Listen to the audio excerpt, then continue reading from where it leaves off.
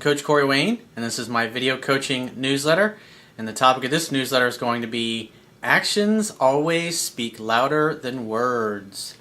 I've got an email here from a viewer, and he's got a really crazy situation that happened with a girl he was dating.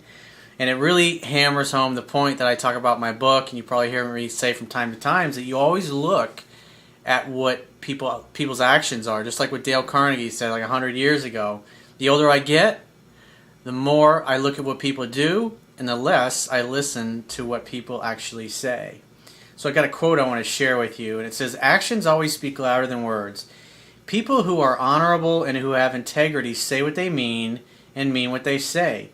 People who are untrustworthy and who have no integrity will constantly make promises but never follow through on them. Once someone shows their true colors and that they are untrustworthy and devious, but yet you continue to stay involved with them in any way, you deserve what you get. You can't ignore the consequences of ignoring reality." So let's get into this guy's email. He says, "Hey Coach, I've been watching your posts online and I've taken a lot of your info to heart. I've recently gone through a bad breakup with what I thought was the love of my life. It started out like a dream come true. Well, when two people get together, they're usually focusing on what they like about each other, but towards the end of the relationship and the breakup, they're usually focused on what they don't like about one another. And you tend to get what you focus on in life, so you should always think about what your self-talk is and what your thoughts are and what you're focusing on, not only in your intimate and your personal relationships, but maybe your relationship with your boss or the people that you work with, your business partners, your friends, your family. Because again, what you focus on is what you get in life, and what you focus on expands." So he says, "We were together for about 2.5 years, then it just all went to hell. I'm not sure why. I don't think I changed. I was the guy who would run her bath. I worked 2 jobs so she could be with her kids more." Kind of sounds like you're waiting on her hand and foot a little bit. A little bit too much of a nice guy, maybe. He says, "We had a great life till I started getting nosy and started to investigate some things that she said to me that just didn't add up." It's like when you first meet somebody and you're all focused on how hot they are and how great the sex is.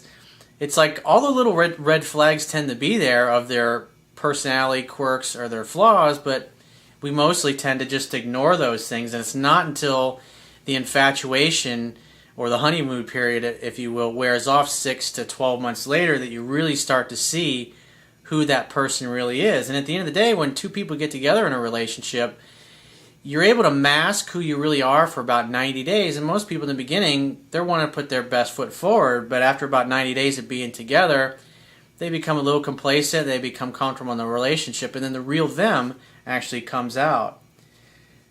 So back to the things that didn't add up, he says, like why she hasn't filed for divorce since she's been separated from her husband for 4 years now. He says, "The phone was always on vibrate and I was never invited to any of her family's outings." That's definitely a red flag. And it doesn't take you 2 years to figure that stuff out. He says, "Her parents didn't like me much because I was a police officer and they preferred her to be with her husband." Yeah, that's not helpful either when you got the family working against you. That's why it's important to make nice and become friends, because the same things I talk about in my book that create rapport, asking questions, letting the other people do most of the talking, that creates rapport. That's a sales technique. That's a sales strategy. And so when you're getting to know your girlfriends, or if you're a woman watching this, your boyfriend's friends and family, just by asking them questions and getting them to talk about themselves and what they do and learn a little bit about their life, it creates rapport because it makes them feel like you genuinely and sincerely care about who they are as a person. He says, "However, they were living separate when I met her, and after looking back into her past a little, I found that she was married to her kid's dad, and he had ended his life after he confronted her about an affair." Yikes. So this guy found out she was cheating on him and he killed himself. It's like, that tells you everything you need to know about this particular woman. And that is that loyalty doesn't mean jack shit to her. If she cheats on her husband, she'll cheat on you. He says, we started to fight all the time. Well, that tells me you don't understand how to talk to women or communicate with them. And that's an essential part, because a lot of the guys you see in the pickup community, they're great at getting phone numbers, but you never see them talking about their girlfriends or getting beyond hooking up a couple of times, because most of those guys, they never really get that far, because they don't know how to communicate with a woman. And you might be great at picking up women, maybe even dating, but when it gets to the relationship phase, if you don't understand where she's coming from and you don't understand how to communicate with her, eventually she's going to get tired and fights are going to happen and she's going to end up breaking up with you anyways. And that's why I say you got to focus on understanding how to pick up women. You got to understand the pickup phase. You got to understand the dating and courtship phase. And you also got to understand the relationship phase. And wherever you're lacking is where things are going to go sideways in your relationships. And that's why I focus on all those things. Because getting a phone number and getting a date, that's the easiest part of it. The courtship part, getting her to fall in love, and then staying aware and alert so you don't get too lazy and complacent in the relationship phase. That's the hard part long term. So he says, after he says we started to fight all the time, I decided that this wasn't good for the kids, so I moved out. And I told her that she needed to figure out what she wanted and that I would not come back till she ended the marriage. So I guess she was married to her second husband. He says, so she was still coming around to my new place with the kids a few times, and she also spent the night. So I figured she wanted me and that she was going to do what I had asked of her. Never assume. Always ask. It's just like Ronald Reagan said, trust but verify. He says, well, I'm assuming that she is living in our home that we got together, so I stopped over there one day to get some papers. So it sounds like you bought a house with this girl. And stopped over there to get some papers I needed, and lo and behold, she doesn't live there anymore. He says, so what the fuck? Well, that's obviously pretty surprising. You own a home with this chick, and you stop by there. It's like, man, dude. He says, I called her and asked her where she lived, and she said she couldn't afford the house, so she rented it out. That was nice of her to tell you that she rented out your house. So does that mean that she's pocketing the money? I mean, who's paying the mortgage on this thing? I mean, that's your credit. If the payments don't get made, that's fucking your credit up. And you should never be irresponsible like that with your credit and your bills, your joint credit card accounts, your car loans. It's always best if you pay those things yourself. And that way, you know, because like when I was in the mortgage business, I used to see that all the time. Guys that had girlfriends or they were married before, and they just assume that the ex-girlfriend or the ex-wife is just going to pay or do their part of it. And then I pull their credit report and it's just charge off. And they're just totally shocked at this because the whole time she's going, oh yeah, I'm still paying that, don't worry. He says, and she was living with her parents. At least I guess that's what she said. He says, well, bullshit. He says, I later found out that she moved in with her husband. Oh, that's nice. So she owns a house with you. She moves out of that house, rents the house, and then moves in with the husband that she was supposedly divorcing. It's like, I'm about halfway through this email, and it's like, this chick, I haven't heard anything about what she's been truthful about. He says, when I confronted her with what I knew, she advised me that it wasn't what I think.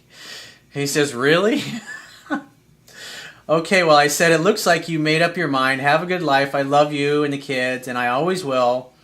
And I left it at that. Well, a few days went by, and she called or texted saying what a huge mistake she had made. This went on for about 6 long months. Well, it's like, at this point, you already know she's totally full of shit. And this is the type of thing where you just say, hey, look, you know, you either need to get me off the mortgage and buy the house yourself that we have together, or we need to put it on the market and sell it. Because like I said, if she stops making the payment, I mean, if she's rented this thing out, maybe she's just pocketing the money or the rent that she's getting from it. He says she would come to my house and bring the kids and stay for a night. And at one point, she told me she was pregnant, but when I asked her for proof, there was none. Boy, this just keeps getting better and better as we go on. Where did you find this girl? Holy shit, dude. And you're a police officer. Come on, man. He says, this went back and forth for a while, and finally I turned into an asshole from all of the lies and bullshit. Well, you should have just left and said, I don't want anything to do with you because nothing you ever tell me turns out to be true. He says she would text or call, I miss you, I love you, and I had a dream about you and the kids, and they want to see you. I'll be down for Christmas, and then she never showed up. Oh, it's like, that's really nice during the holidays. Oh, yeah, I'm going to come spend Christmas with you, and she just blows you off. Brutal, dude. I don't know why you haven't fucking hauled ass at this point when all this shit's happened. It's like some guys, it's like they just can't get out of their own way. He says, she says, I'm packing my stuff and coming home, etc. Well, none of this ever happened. Well, it's obvious at that point she figured you bought every single BS story that she gave you, and she's just telling you what you wanted to hear so she could get whatever it is that she wanted out of you at the time. Sounds like she's bouncing back and forth between you and her husband. So he says, I started splitting up the vehicles that we had together and that kind of stuff, so I tried to call her to meet with me so we could get all this stuff done several times with no response back, but once she said she didn't want us apart. And 2 hours after getting that text, a deputy sheriff showed up with a protection order. I'm like, okay, whatever. This has been a whole mess, and I love her with all my heart, and I miss the kids so bad, I just don't know what to think. I'll tell you what, you need to get the fuck away from this nut job as far and as fast as you can. This is not the type of person you can't have a good relationship with somebody like this. You know, she's with her husband. Great, it's his fucking problem now. That's a good thing for you because now you can make a clean break and get the fuck away from this girl. He says, I know I need to put it all behind me and say fuck it, but it's on my mind day and night. It's been 5 months now with no contact, and she tells people I'm a nut. I think you both may be a little nutty for, it's like, come on, man. He says, and she also said that I beat her and I was mean to the kids, and none of that is true. We did fight, and she got physical a few times, but not a beating on each other's part. Can you help me, Corey, with some advice on what the hell is wrong here? Yeah, she's a fucking nut. She's a psycho, dude. Get the fuck away from her. He said, I know I'm not perfect, and I know by watching your posts that I didn't know how to talk to women either. Thanks for any insight you can give. Well, if I were you, like I said, I would get the hell away from this woman. It's good riddance. You haven't talked to her in 5 months. The best thing you can do is immerse yourself into my book and read it over and over and over again. At least 10 to 15 times till you get so familiar with it, you literally could teach a class on it yourself if you had to. That's the best thing that you can do. And meet somebody new that doesn't have all this bullshit going on in their lives. And then next time, before you get all gonzo and goo goo gaga over a woman, you're a police officer, so you should be good at spotting people in their bullshit. And you got to learn to remain objective and not just get totally carried away in your emotions, because obviously this is the result. When you get totally emotionally wrapped up in a woman, you can see how you just totally ignore all of like the major red flags and the fact that this woman is totally devious. So that's what I would do if I were you. Do what you need to do to get yourself separated from her legally with the cars and the house that you own with her and all this other stuff. But, you know, you should be glad that she's out of your life. And now you got a clean slate so you can attract somebody new into your life that doesn't have all this bullshit. Because like I said before, it's impossible to have a healthy relationship with somebody like this. And in the meantime, you need to learn, you need to fill in your knowledge gap with communication skills. And next time around, by asking good, high-quality questions, and I'm sure as a police officer, you already know how to do these things, and you just need to apply this stuff in your own life, in your own personal life, so you don't get mixed up with a fucking whack job next time around. So if you'd like to get my help personally, you can book a paid phone coaching or Skype session with me by going to my website, click the products tab at the top of your screen. And I also have an option on there for email coaching, so if you got something that you need to get a response back from me within 24 to 48 hours, because like right now, as far as answering emails from 4 or 5 weeks ago, that's also what you can go and click the products tab and just follow the instructions. And I will talk to you soon.